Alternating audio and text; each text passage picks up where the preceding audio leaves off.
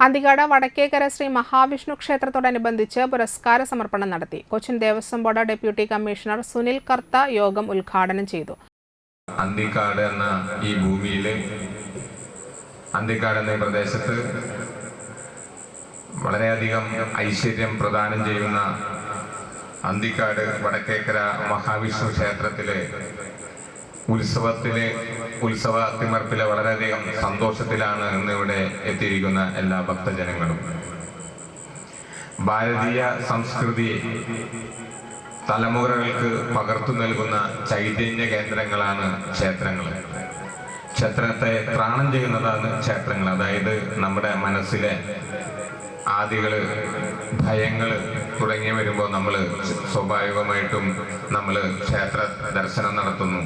ആ ക്ഷേത്രത്തിൽ നിന്നും ലഭിക്കുന്ന ആ ഒരു പോസിറ്റീവ് എനർജി നമ്മുടെ ഭയത്തെയും മനസ്സിലെ വിഷമത്തെയും സംഘർഷത്തെയും എല്ലാം ഒഴിവാക്കുന്നു.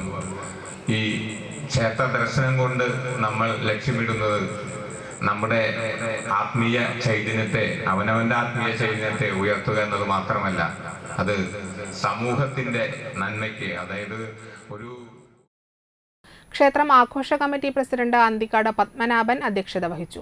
പെരിങ്ങോട്ടുകര കാനാടിക്കാവ് മഠാധിപതി വിഷ്ണുഭാരതീയ സ്വാമി കെ.പി. ദാമോദരൻ സ്മാരക താളവാദ്യ കലാനിധി പുരസ്കാരം പഴുവിൽ വിപിനകുമാറിനും ഇ. ഗോപി സ്മാരക ബാലപ്രതിഭ പുരസ്കാരം ദീക്ഷിത് ലിമേഷിനും കാനാടിക്കാവ് ചാരിറ്റബിൾ ട്രസ്റ്റ് ഏർപ്പെടുത്തിയ പുരസ്കാരം വടശ്ശേരി രാമകൃഷ്ണനും സമ്മാനിച്ചു. വിവിധ പുരസ്കാരങ്ങൾ നേടിയ ഷാജി കുറുപ്പത്ത്, അന്തിക്കാട് മണിക്കുട്ടൻ, അന്തിക്കാട് ഗോകുൽ, അഭിരാം ഇ. രമേശൻ എന്നിവർക്കുള്ള പുരസ്കാരവും വേദിയിൽ സമ്മാനിച്ചു. Cochin Devaswom board Thrissur group assistant commissioner Manoj Kumar പുരസ്കാര ജേതാക്കളെ പൊന്നാടയണിയിച്ച് ആദരിച്ചു. Devaswom officer P. U. Nandakumar, E. Rameshan, ആഘോഷ കമ്മിറ്റി സെക്രട്ടറി സജേഷ് കുറുവത്ത്, സജയ് മാണിക്കത്ത്, പരമേശ്വരൻ മേനോത്ത് എന്നിവർ സംസാരിച്ചു.